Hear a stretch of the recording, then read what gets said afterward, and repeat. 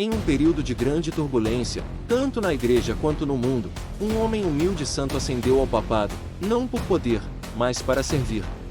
Hoje, viajamos de volta ao século VII para descobrir a vida de São Leão II, um papa lembrado por sua integridade, sabedoria e defesa inabalável da verdadeira fé. São Leão II nasceu na Sicília por volta do ano 611. Pouco se sabe sobre sua juventude, mas o que se destaca é sua profunda dedicação à igreja e sua excelência na música e na linguagem sacras. Ele era fluente em latim e grego, o que era raro e valioso em sua época. Leão foi eleito papa em 681 d.C., mas devido a complicações políticas com o imperador bizantino, só foi consagrado em agosto de 682. Embora seu papado tenha durado menos de um ano, foi repleto de ações decisivas e liderança espiritual. Um dos papéis mais significativos do Papa Leão II foi confirmar os decretos do Terceiro Concílio de Constantinopla, que condenaram a heresia do monoteísmo, a falsa crença de que Cristo tinha apenas uma vontade. Essa doutrina ameaçava a verdadeira compreensão da plena humanidade e divindade de Jesus Cristo. O Papa Leão esclareceu cuidadosamente as decisões do concílio, corrigindo até mesmo mal-entendidos sobre seu antecessor, o Papa Honório I, que não havia condenado a heresia com clareza. Leão II escreveu que Honório não havia ensinado ativamente o erro, mas sim sido negligente, uma posição sutil que protegia a verdade e respeitava a dignidade do ofício. Além da doutrina, Leão era um pastor compassivo. Promoveu a caridade, aprimorou a música litúrgica e trabalhou para reformar a disciplina clerical. Em cada ação, mostrou-se como um pastor que se importava tanto com a alma quanto com o futuro da Igreja. O Papa Leão II morreu em 3 de julho de 683, menos de um ano após sua consagração. No entanto, seu legado perdurou. Ele foi sepultado na Basílica de São Pedro, e a Igreja posteriormente o declarou santo, honrando seu zelo pela ortodoxia e seu exemplo de liderança virtuosa. Embora seu mandato como Papa tenha sido breve, São Leão II permaneceu como um pilar da verdade durante um momento crítico da história da Igreja. Sua sabedoria, humildade e força de fé nos lembram que a santidade não depende da duração do nosso serviço, mas da profundidade do nosso amor por Cristo. São Leão II, rogai por nós. Se você gostou desta história e quer saber mais sobre os santos que moldaram a Igreja, não se esqueça de curtir, se inscrever e clicar no sininho para receber mais histórias inspiradoras do Lendas dos Santos. Ela foi uma rainha, uma esposa, uma mãe, mas acima de tudo, uma pacificadora e uma santa. Nascida na realeza, escolheu o caminho da humildade, do serviço e da oração profunda. Junte-se a nós para explorar a vida extraordinária de Santa Isabel de Portugal, a mulher real que se tornou uma ponte de paz num mundo em conflito e um modelo de caridade cristã num reino dividido. Elizabeth, também conhecida como Isabel, nasceu em 1271 em Saragoça, no Reino de Aragão, Espanha. Era filha do rei Pedro III de Aragão e Constância da Sicília. Mas, mesmo quando criança, Isabel se destacou. Desde jovem, demonstrou uma piedade notável. Com apenas 12 anos, era conhecida por rezar o ofício divino diariamente e dar esmolas secretamente aos pobres. Inspirada por sua tia-avó, Santa Isabel da Hungria, Isabel aprendeu que a realeza não era uma licença para excessos, mas um dever de serviço. Aos 17 anos, casou-se com o rei Denis de Portugal, um governante sábio e pragmático, mas um homem nem sempre fiel aos seus votos. Isabel suportou as suas deficiências com paciência e oração. O casamento deles, embora conturbado, foi marcado pela sua perseverança no amor e pelo seu compromisso com a paz. Como rainha, Isabel abraçou seu papel de mãe para a nação. Cuidou de órfãos, viúvas, doentes e pobres. Fundou hospitais, orfanatos e conventos e garantiu que ninguém fosse rejeitado pela sua corte em necessidade. Mas o maior presente de Isabel para Portugal pode ter sido seu papel como pacificadora. Quando a guerra civil se avizinhava entre o seu marido, o rei Denis, e o seu filho, o futuro rei Afonso IV, Isabel cavalgou sozinha entre os seus exércitos, colocando-se fisicamente entre ambos os lados e exigindo a paz. A sua coragem e autoridade moral impediram derramamento de sangue e reconciliaram pai e filho. Esta não foi a única vez que Isabel negociou a paz. Ela foi frequentemente chamada para mediar entre nobres em guerra, ou entre Portugal e outros reinos cristãos, atuando como um instrumento divino de unidade em um mundo fragmentado. Quando o rei de Diniz morreu em 1325, Isabel renunciou às suas vestes reais e tomou o hábito da Ordem Terceira de São Francisco, dedicando o resto de sua vida à oração, à penitência e aos pobres. Ela se mudou para um convento perto de Coimbra, mas não se aposentou completamente do mundo. Mesmo em sua idade avançada, continuou seu trabalho como mediadora. Em 1336, durante uma guerra entre seu filho, o rei Afonso IV, e o rei de Castela, Isabel viajou novamente ao campo de batalha para fazer a paz. Desta vez, sua missão teve um impacto negativo em sua saúde. Debilitada pela viagem e pelo cansaço, ela adoeceu e morreu em 4 de julho de 1336, em Estremoz, Portugal. Suas últimas palavras foram orações de paz e entrega a Deus. O corpo de Santa Isabel foi encontrado incorrupto anos após sua morte, um sinal de santidade. Seu túmulo tornou-se um local de peregrinação, e milagres foram relatados por sua intercessão. Ela foi canonizada pelo Papa Urbano VIII em 1625, quase 300 anos após sua morte. Sua festa é celebrada em 4 de julho, e ela é homenageada como padroeira da paz, da caridade, das viúvas e da Ordem Terceira de São Francisco. Santa Isabel de Portugal nos mostra que a verdadeira realeza não se mede por riqueza ou poder, mas por amor, perdão e serviço. Uma rainha que se tornou santa, não por governar, mas por reconciliar, não por comandar, mas por se humilhar pelo bem dos outros. Se esta história te inspirou, não se esqueça de curtir, se inscrever e compartilhar. Explore mais vidas marcantes de santos e mártires em Histórias de Santos, onde história e santidade se encontram. No coração da Europa do século X, durante uma era de turbulência e transformação, um homem emergiu como um farol de fé, coragem e cuidado pastoral. Seu nome era Ulrich de Augsburg, bispo, santo e defensor de seu povo. Ulrich nasceu por volta do ano 890 em Augsburg, em uma nobre família suábia com laços estreitos com a corte imperial. Desde jovem, ele estava destinado a uma vida na igreja. Enviado para a escola do mosteiro de Saint-Gall, na Suíça, Ulrich recebeu uma educação baseada em estudos clássicos e eclesiásticos. Foi lá que ele desenvolveu um profundo amor pela Sagrada Escritura, pela disciplina monástica e pela vida espiritual, virtudes que definiriam seu futuro episcopado. Em 923, Ulrich foi nomeado bispo de Augsburg pelo rei Henrique, o Passarinheiro. A igreja na Alemanha da época enfrentava muitos desafios: invasões vikings no norte, ataques magiares no sul, além de corrupção e instabilidade internas. Ulrich não buscou poder, mas abraçou seu cargo com coragem e devoção. Reformou o clero, restaurou igrejas e enfatizou a liturgia adequada e a vida sacramental. Bispo no sentido mais verdadeiro, viveu com simplicidade e se importou profundamente com as necessidades espirituais e materiais de seu rebanho. O momento decisivo de Ulrich ocorreu em 955, quando os magiares, guerreiros nômades do leste, invadiram o sul da Alemanha, enquanto outras cidades caíam. Augsburg se preparou para o ataque. O bispo Ulrich não fugiu. Em vez disso, manteve-se firme dentro da cidade sitiada, encorajando os defensores, distribuindo alimentos e celebrando missas e orações. Segundo a tradição, ele atravessou as muralhas da cidade com uma cruz na mão, inspirando esperança. Sua coragem reforçou a resistência da cidade até a chegada do rei Otão e com reforços. Na Batalha de Lechelde, os magiares foram derrotados de forma decisiva, marcando o fim de sua ameaça à Europa Ocidental. Muitos atribuíram a vitória à intercessão e à fé inabalável de Ulrich. Ulrich faleceu em 4 de julho de 973, após 50 anos de serviço incansável à Igreja.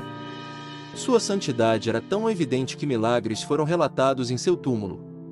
Apenas 2 décadas após sua morte, no ano de 993, o Papa João XV o canonizou, tornando Ulrich o primeiro santo a ser oficialmente canonizado por um papa, e não por aclamação popular. Isso marcou uma virada na história da Igreja, estabelecendo um processo formal para a declaração de santos. São Ulrich continua sendo padroeiro de Augsburg, reverenciado não apenas por seu impacto histórico, mas também por seu legado espiritual, um bispo que foi pastor tanto na paz quanto no perigo, um reformador que permaneceu humilde.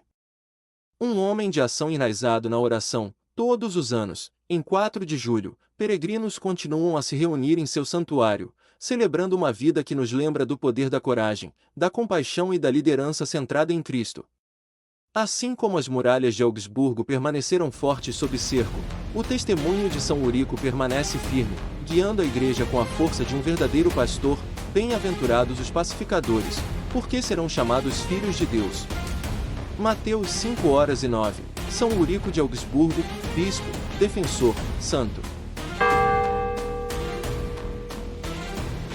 Na era áurea da Contra-Reforma Católica, quando a Igreja enfrentava tempestades internas e externas, Deus suscitou homens e mulheres de extraordinária santidade. Entre eles, destacava-se um jovem médico, agora sacerdote, inflamado pelo zelo por Cristo e sua Igreja, Santo Antônio Maria Zacarias. Antônio Maria Zacarias nasceu em 1502 em Cremona, no norte da Itália, em uma família nobre, mas recentemente empobrecida. Seu pai faleceu quando Antônio tinha apenas 2 anos, deixando sua mãe, Antônia Pescaroli, para criá-lo com profunda piedade e devoção. Os primeiros anos de Antônio foram marcados por uma disposição séria e uma sede de conhecimento. Estudou humanidades em Pavia e depois medicina em Pádua, formando-se aos 22 anos. Como médico, buscava não apenas curar o corpo, mas também confortar as almas, frequentemente falando aos seus pacientes sobre o amor de Deus. No entanto, quanto mais se aprofundava no mundo da medicina, mais se sentia atraído pela cura das almas. Abandonou sua carreira promissora e retornou a Cremona, onde estudou teologia e foi ordenado sacerdote em 1528. Como sacerdote, Antônio era conhecido por seu trabalho incansável entre os pobres, sua pregação ousada e seu desejo de reacender um cristianismo fervoroso em uma sociedade que havia se tornado espiritualmente fria. A Itália, como grande parte da Europa, estava em crise. A reforma protestante havia abalado o continente. E a Igreja Católica precisava desesperadamente de reforma, não apenas em sua estrutura, mas também em seu espírito. Movido por essa necessidade, Santo Antônio fundou em 1530 os Clérigos Regulares de São Paulo, mais tarde conhecidos como Barnabitas, nome dado à sua sede na igreja de São Barnabé, em Milão. Os Barnabitas não eram monges enclausurados na solidão, mas padres missionários que viviam em comunidade e trabalhavam diretamente entre o povo. Seu objetivo era a renovação do clero, a santificação dos leigos e o renascimento da devoção eucarística e da confissão frequente. Antônio também fundou as Irmãs Angélicas de São Paulo, uma comunidade de mulheres consagradas dedicadas a obras de caridade e à educação cristã de meninas, bem como os Leigos de São Paulo, uma associação leiga que promove a santidade na vida cotidiana. Santo Antônio Maria Zacarias pregou com paixão e coragem, frequentemente denunciando a corrupção e a tibieza entre o clero e os leigos. Ele tinha uma profunda devoção a Cristo crucificado e promoveu a devoção das 40 horas, um período solene de adoração eucarística que continua até hoje em muitas partes do mundo. Em seus escritos e cartas, Antônio enfatizou a importância da renovação espiritual, do amor à cruz e da união com Cristo por meio da Eucaristia. Ele escreveu certa vez: "Não se canse com coisas que não levam à meta, que é Deus." Embora tivesse apenas 30 e poucos anos, Antônio havia dedicado tudo, sua saúde, sua energia, sua juventude, à glória de Deus. Em 1539, enquanto visitava sua mãe em Cremona, adoeceu gravemente. Em 5 de julho de 1539, com apenas 36 anos, Santo Antônio Maria Zacarias faleceu, cercado por seus companheiros e discípulos. Suas últimas palavras, ecoando a paixão de sua vida, foram: "Corramos como loucos por Deus e pelas almas." O impacto de Santo Antônio foi duradouro. Os Barnabitas, as Irmãs Angélicas e os Leigos de São Paulo continuaram a crescer, desempenhando um papel vital na renovação católica do século XVI em diante.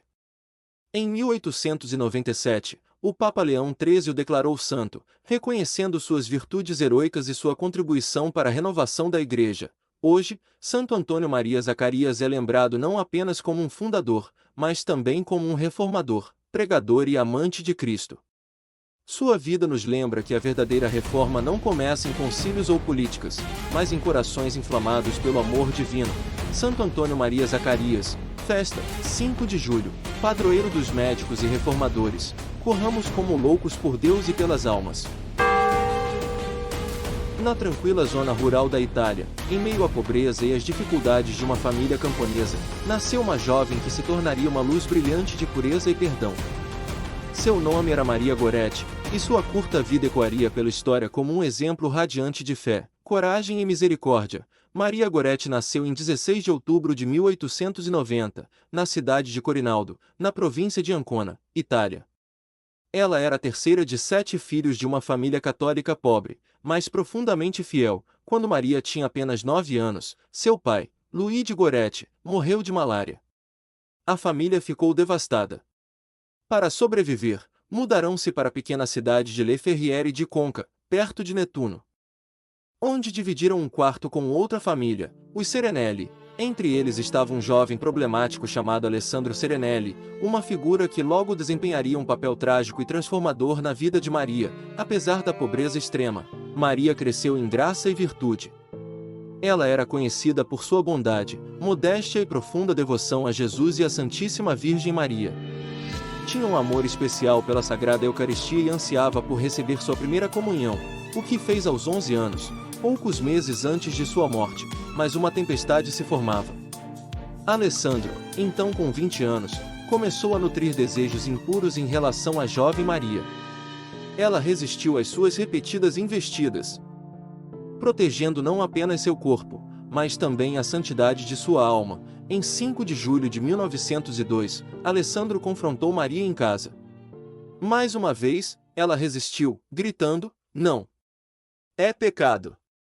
Deus não quer isso." Em um acesso de raiva, Alessandro a esfaqueou várias vezes com uma lima.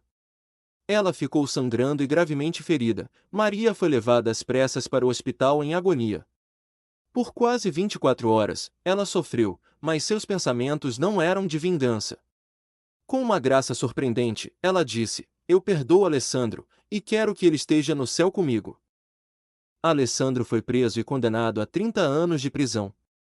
Durante anos, ele permaneceu impenitente, até que uma noite, Maria lhe apareceu em sonho, oferecendo-lhe lírios, que queimaram em suas mãos, mas não as consumiram. Essa visão partiu seu coração de pedra. Alessandro passou por uma profunda conversão, arrependendo-se de seus pecados e buscando o perdão da mãe de Maria, Assunta, que o acolheu como um filho. Em 24 de junho de 1950, o Papa Pio XII canonizou Maria Goretti como virgem e mártir. Diante da maior multidão já reunida na história do Vaticano na época, mais de 500.000 pessoas, entre elas, em lágrimas, estava Alessandro Serenelli, o homem que um dia a havia tirado. Santa Maria Goretti é agora a padroeira da pureza, da juventude e das vítimas de estupro.